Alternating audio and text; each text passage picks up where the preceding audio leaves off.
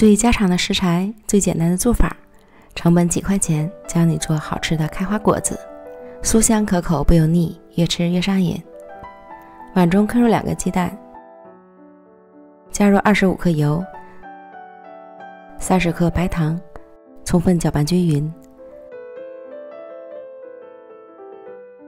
再加入200克低筋面粉，1.5克小苏打，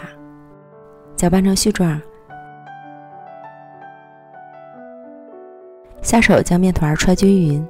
注意不要去揉面，否则成品不酥松。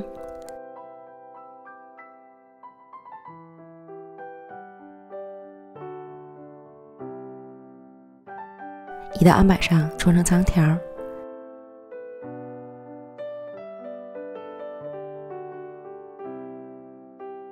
分成大小均等的面剂，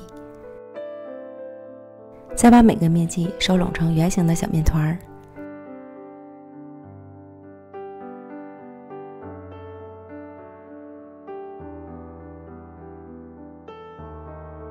再依次沾上水和芝麻，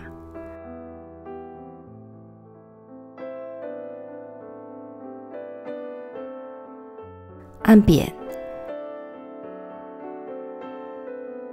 切几刀花刀，刀叶切得深一点，这样开花效果会更好。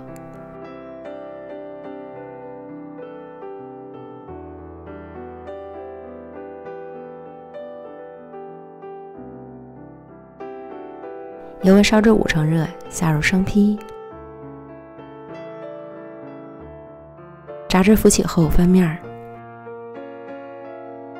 逐渐上色后就要勤翻动，使其上色均匀，直到炸成金黄色即可控油捞出。